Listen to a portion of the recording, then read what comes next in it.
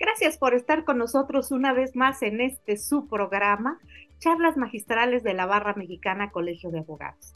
El día de hoy tenemos un invitado de superlujo, no se diga, Francisco González de Cosío, un gran experto en arbitraje, pues dedicado al arbitraje desde hace muchos años, desde los inicios de este milenio. No obstante ser un abogado tan joven, es un experimentado árbitro mexicano, egresado de la Universidad Iberoamericana, con maestrías en el extranjero, en Chicago, en Harvard, en Business School. Bueno, además, yo no sé a qué horas, pero tiene 11 libros sobre arbitraje y competencia económica, y bueno, ya no digamos artículos especializados, muchísimos.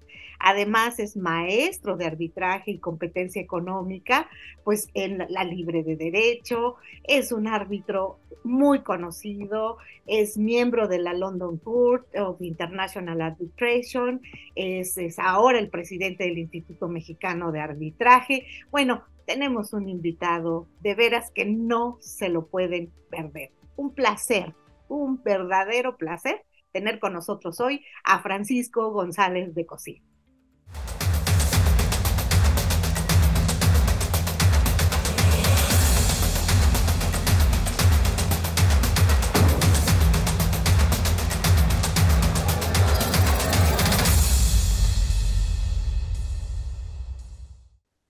Como hemos señalado al inicio de este programa, hoy tenemos un invitado espectacular, un joven abogado que ya hemos presentado y que, por supuesto, estamos encantados de tenerlo con nosotros, Francisco González de Cosío. Mil gracias por estar con nosotros, gracias por aceptar, un honor tenerte en este programa. Muchas gracias, doña Margarita. Un placer estar aquí. Gracias por pensar en mí para este programa. No, al contrario, a ti, gracias por aceptar y por compartirnos tu tiempo, que sabemos es muy valioso. Bueno, pues entrando en materia para que no nos gane el tiempo y podamos aprovecharlo de la mejor manera posible, pues la primera pregunta que te haríamos es, ¿cuáles consideras tú que son los retos más importantes pues de nuestro país y sobre todo en materia jurídica? Muchas gracias por esa pregunta. Antes de contestarla, quiero expresar mi agradecimiento por estar aquí y sobre todo mi admiración por doña Margarita, por lo que ha hecho, por su trayectoria. Quiero decírselo por vez primera ante usted. Admiro mucho lo que ha hecho y cómo lo ha hecho. Gracias. Yo diría que son tres grandes problemas y retos que tenemos en México: responsabilidad, impunidad y Estado de Derecho, que podría alguien decir que los primeros dos son caso particular del tercero. Pero me explico. Responsabilidad. Percibo que tenemos una tendencia a, uno, no hacernos responsables en su sentido jurídico, en su sentido de derecho a las obligaciones, además de otras áreas, y que cuando por fin se logra ser alguien responsable, se concibe o se tacha de una arbitrariedad. Confundimos autoridad con arbitrariedad. Y parte de un caso particular de toda esta problemática es que las decisiones, los fallos, la conducta de las personas suele ser tal que no existe una verdadera noción de responsabilidad. Cuestiones que unos vemos cotidianamente en otras jurisdicciones son simplemente nunca vistas en México porque no existe una problemática de responsabilidad. Cuando no hay una responsabilidad por la conducta, uno no tiene incentivos para utilizar el nivel de cuidado óptimo en esa conducta y por ende genera daño social, o lo que llaman los economistas externalidades. Eso lo veo como un gran problema de México, como una asignatura pendiente.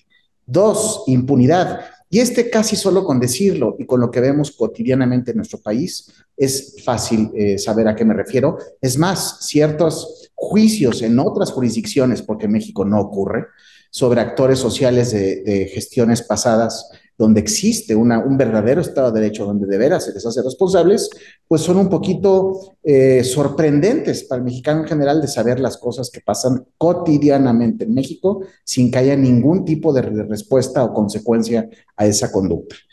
Tercero, Estado de Derecho.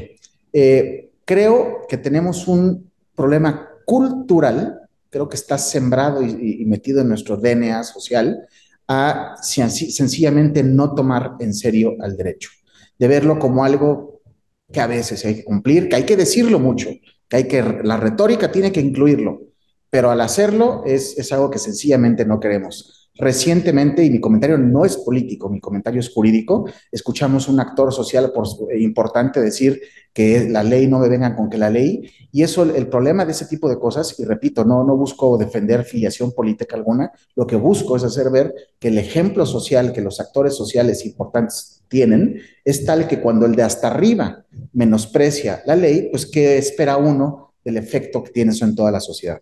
Esas son mis tres grandes respuestas, doña Margarita. Son conceptos muy profundos, muy serios, y debo de mencionar que suena un poco triste, Francisco. Como mexicanos, a mí me parece triste escuchar esto, pero finalmente estás hablando de una realidad y de una situación meramente cultural, como bien lo has señalado, que está arraigada en nuestra costumbre, en nuestra idiosincrasia, porque desde pequeñitos oímos, el niño es bien listo, nunca estudia, es revago y pasa. No, no, es que el que no tranza no avanza. O sea, ese tipo de cuestiones es lo que se va adentrando en una cultura y eso es terrible. Alguna vez escuché en un foro de un embajador de un país asiático que se quejaba amargamente de que ellos tenían en nuestro país una fuente inagotable de inversión, pero que les preocupaba mucho que una vez que realizaban un contrato, un trato con alguna empresa, que el problema luego era el cumplimiento. Y eso es un poco el reflejo de lo que tú estás señalando. Es realmente complicado y triste, muy triste. Pero bueno, y esta problemática o estos tres conceptos también señalados, bien enfocados que tú has manifestado, te preguntaría, ¿cómo se relacionan estos tres conceptos de tu área, con tu área de especialización, más bien dicho, que es el arbitraje? Tú eres un destacadísimo árbitro, ahorita pues nada menos presidente del Instituto Mexicano de Arbitraje, además pues con tantos libros escritos sobre el tema. Bueno, si alguien tiene conocimiento del arbitraje, creo que eres tú. Entonces, ¿cómo lo relacionarías con esta práctica jurídica que tú desarrollas, que es el arbitraje? Gracias por esa pregunta y un comentario sobre su reflexión respecto a mi respuesta a la pregunta previa. No puedo estar más de acuerdo con todo lo que dice. Creo que es una expresión, un ejemplo bueno de cómo es un tema cultural. Creo que es un tema que hasta de cuna lo vamos mencionando y creo que es el origen de muchas cosas que estamos viviendo. El último índice del World Justice Project puso a México en el lugar 136 de 139 países evaluados. Es decir, la comunidad intelectual mundial que analiza con seriedad el tema considera a México el cuarto peor país del mundo desde la perspectiva de Estado de Derecho. Es Con vergonzoso. ese, con ese contexto es donde creo que casa muy bien su segunda pregunta.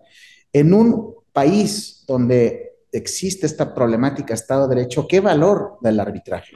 Y no es exageración decir, y esto usted lo sabe muy bien por las cosas que ha visto en el Instituto Mexicano del Arbitraje, por su práctica de arbitraje, por el gran despacho en el que está ahora afiliada, es un oasis el arbitraje de Estado de Derecho.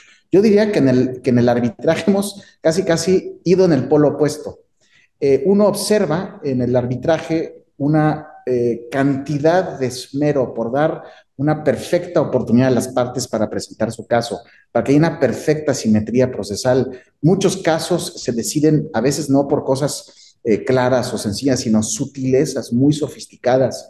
El nivel de escrutinio y de rigor, la aceptación, la evaluación y en el peso de cada prueba, en las testimoniales, en el intercambio documental. Entonces, lo que ha hecho el arbitraje o el valor que da arbitraje en un país que sufre este problema, como es México y otros países del mundo, México no es el único, es que genera un espacio, un oasis, donde uno puede canalizar la discusión seria, sofisticada y basada en principios, eso es la ley, principios cristalizados en normas, basadas en principios sobre a quién asiste la razón o el derecho ante un problema.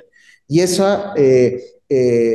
oasis, siguiendo su pregunta de qué observo sobre el derecho y práctica en México, pues yo lo que observo es que primero hay una creciente sofisticación Cuando yo empecé a practicar arbitraje, yo tuve la fortuna de ser introducido a este tema por don José Luis Siqueiros, el primer evangelizador de arbitraje en México, y tuve luego la fortuna de empezar a ver los primeros casos que hubo en México, detectando que había esta falta de especialización, estoy hablando de los noventas, de principios de los noventas, me fui a especializar a Estados Unidos y a Europa en arbitraje, trabajé en Nueva York, trabajé en París, trabajé en La Haya, y luego regresé a México muy especializado en arbitraje, y todavía cuando yo vine en 2000 a México de vuelta, observaba una falta de sofisticación. Hoy ya no es cierto eso. Hoy hay un mercado vibrante, inteligente, activo, exigente en materia de arbitraje.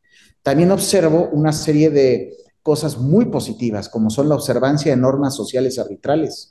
Uno observa que conforme el grupo de árbitros va creciendo, cada vez hay más árbitros, cada vez hay con más diversidad de género, más jóvenes, y esas oportunidades que se dan hacen crecer el volumen de personas que antes se sentía pequeño. Ya no es válido decirlo. Quien lo diga lo único que hace es mostrar su ignorancia sobre lo que está pasando en arbitraje en México. Ya son muchas las personas dedicadas al arbitraje y de todos colores, sabores, tendencias, preferencias. Y la observancia de los cánones de conducta en el mundo del arbitraje en México es de ejemplo mundial. Es en verdad algo rigurosamente cuidado. Uno ve a árbitros emitiendo fallos, órdenes procesales, laudos contra gente que guardan una relación buena, profesional, a veces hasta amistad personal, porque queda muy claro que una cosa es una cosa y otra cosa es otra cosa.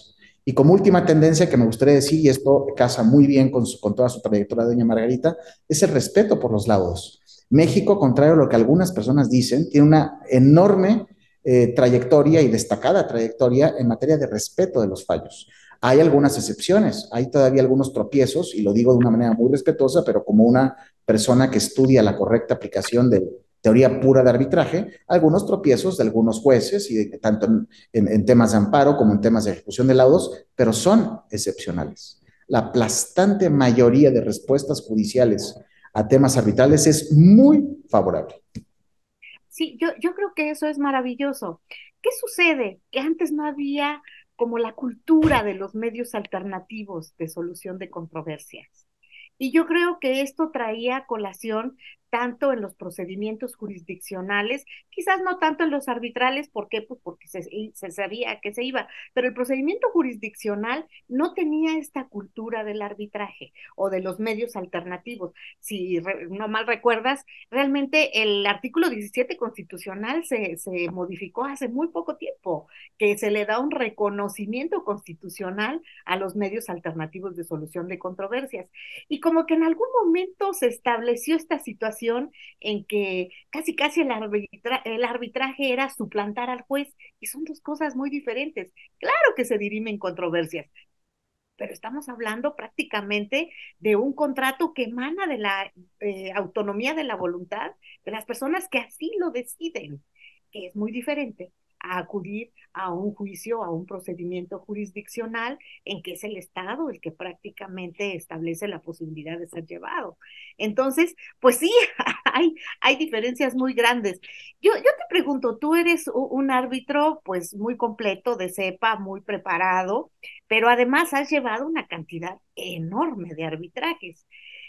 Yo te pediría establecer un comparativo de cuando tú empiezas en el año 2000, mencionabas hace ratito, a incursionar como árbitro después de haberte preparado enormemente en diferentes partes del mundo.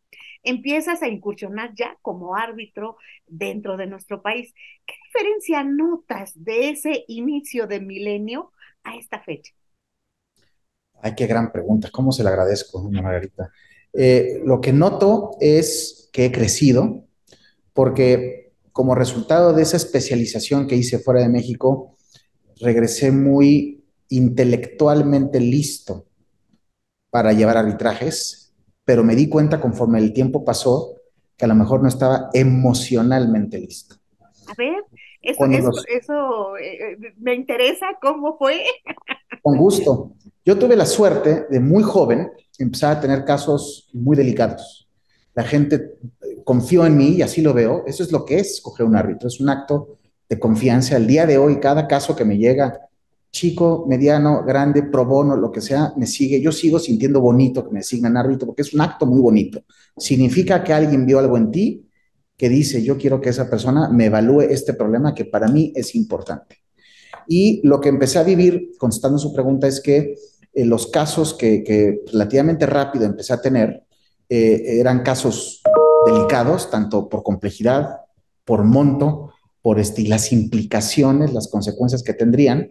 Y yo diría que ahí tuve parte del voto de confianza, además de las personas que me designaban, fue de coárbitros que en varios casos yo actué como presidente de tribunal de árbitros pues, muy senior, muy destacados, con mucha más experiencia legal que yo, y ese voto de confianza es algo que también reconozco y agradezco, pero, y aquí viene el tema emocional, los casos delicados tienen lo que la gente está dispuesta a hacer y decir, y cómo se toma la respuesta en los casos delicados es algo que yo no me había puesto a pensar. Yo había estudiado competence, yo había estudiado proceso arbitral, las pruebas, los laudos, medidas precautorias y no había pensado en el lado humano.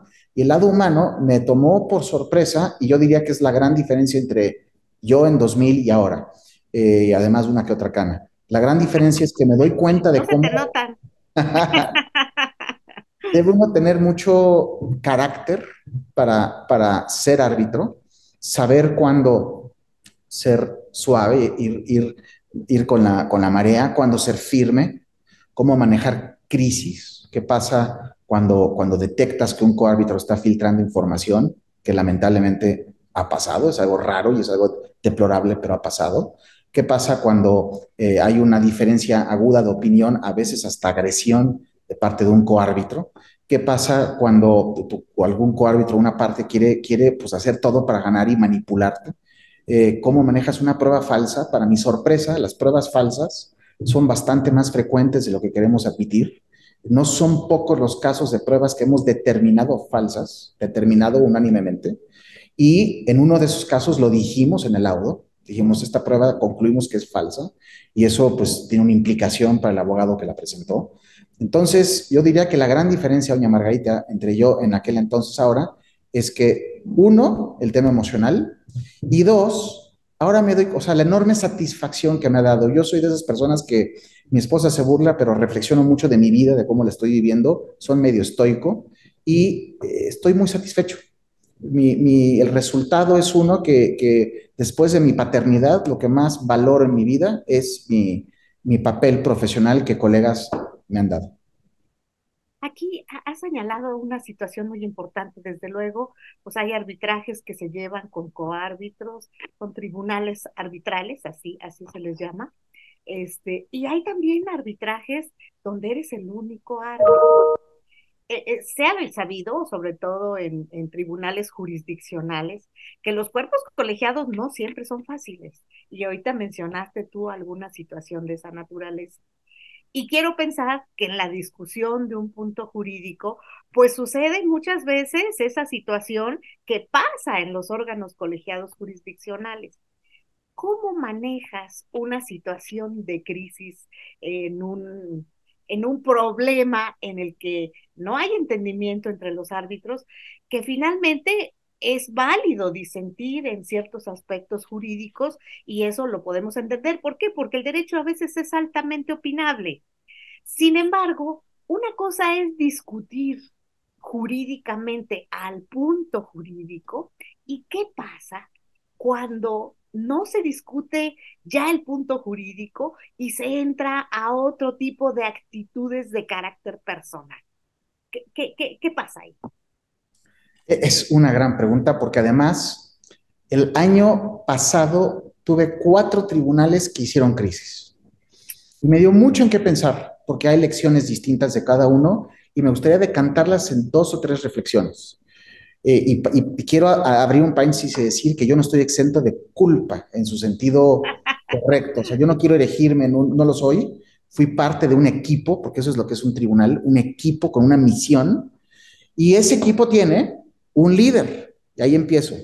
Y el líder es o el presidente del tribunal arbitral. El presidente del tribunal arbitral no solo debe ser un buen abogado y debe ser arbitraje y debe trabajar mucho, debe ser un líder en su sentido de equipo.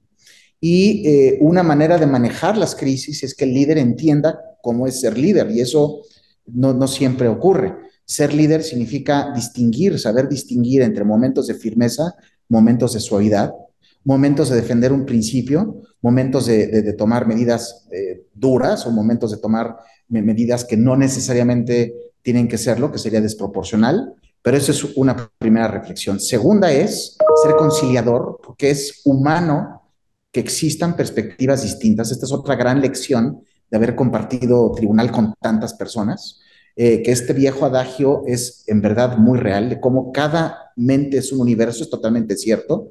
Me he sentado con colegas que no tengo la menor duda de su independencia e imparcialidad y que vemos muy distinto el expediente. Y el intercambio de impresiones a veces acalora y uno debe ser conciliador.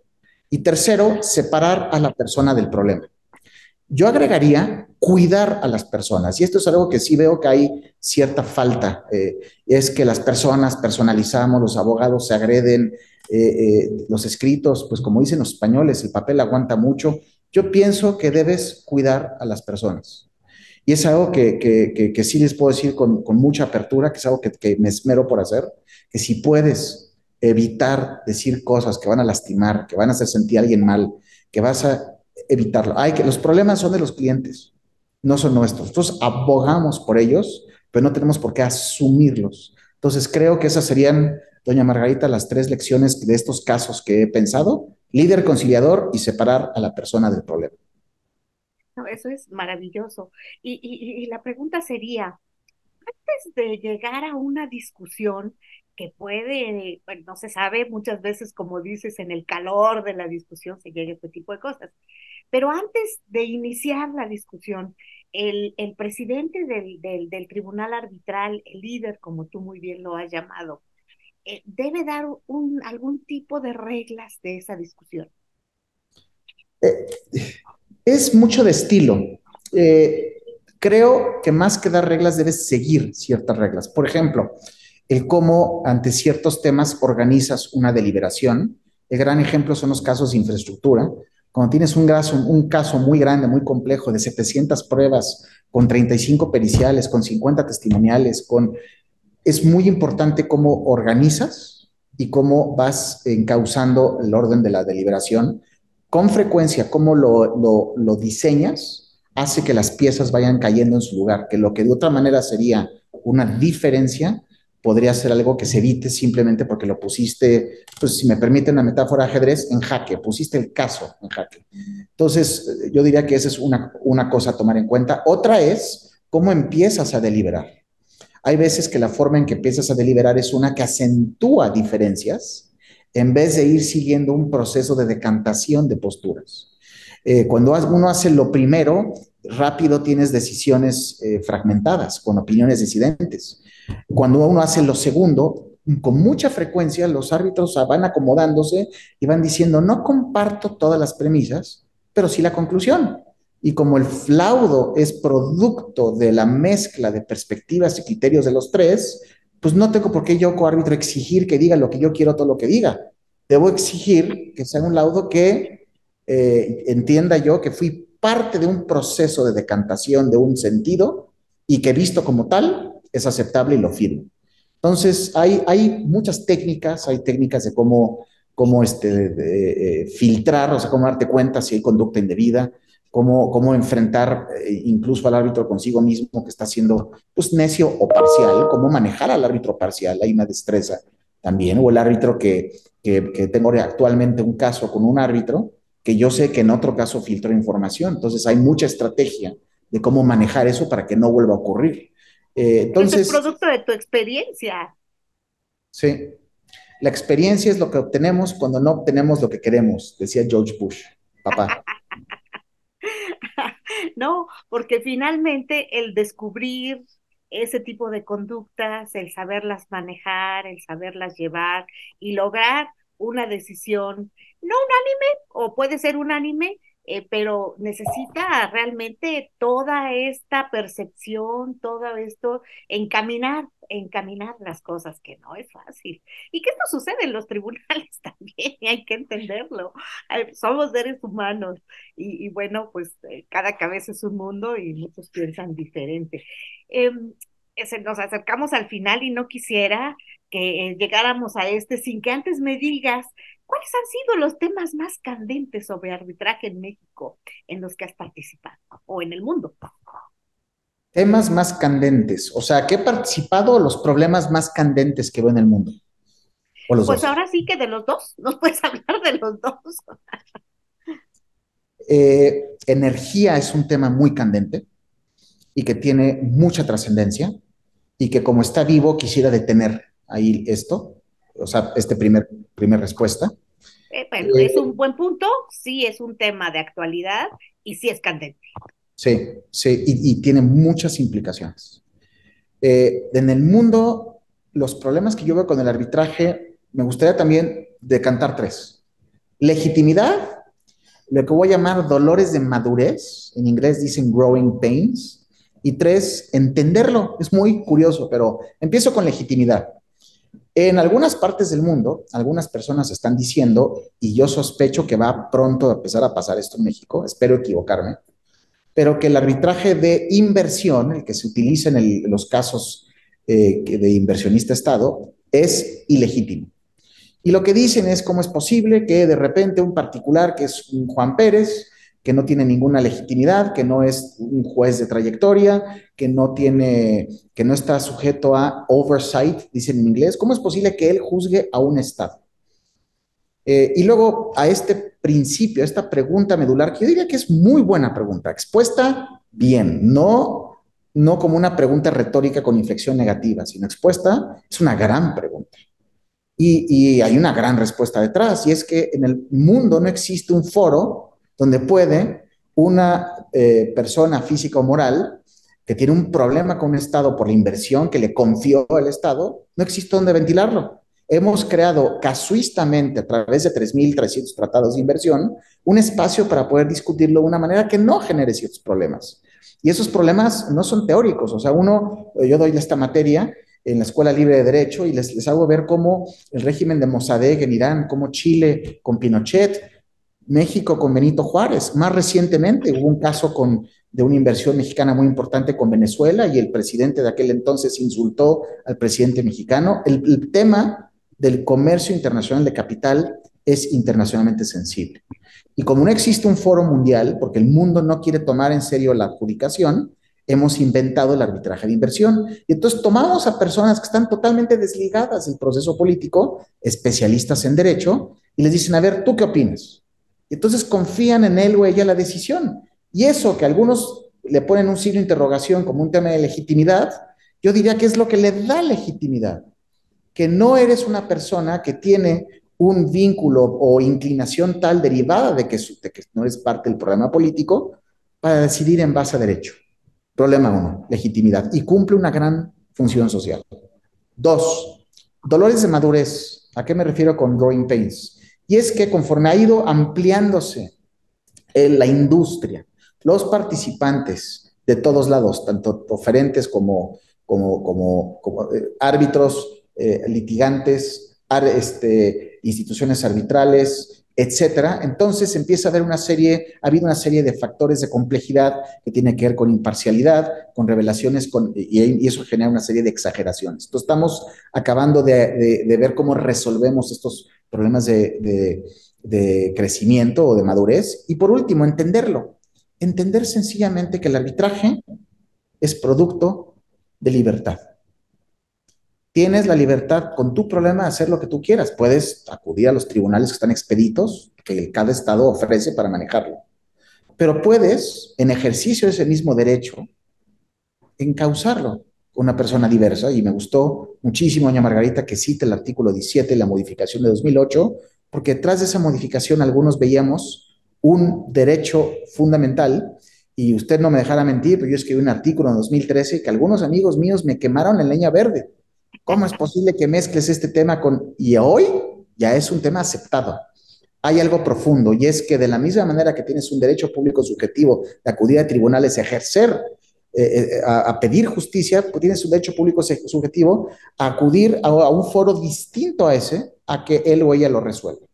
Entonces, con esto concluyo diciendo que ha sido un auténtico placer estar con ustedes y agradezco pues, que hayan pensado en mí, doña Margarita. No, al contrario, los encantados somos nosotros y yo definiría este arbitraje de inversión como el arbitraje de confianza en un país, de confianza. Pero antes de despedirnos rápidamente, un mensaje a nuestro público televidente. Sí, estamos viviendo un momento coyuntural muy delicado, no solo en México, sino en el mundo. Y la única manera de vencerlo es que todos hagan tantito, tantito.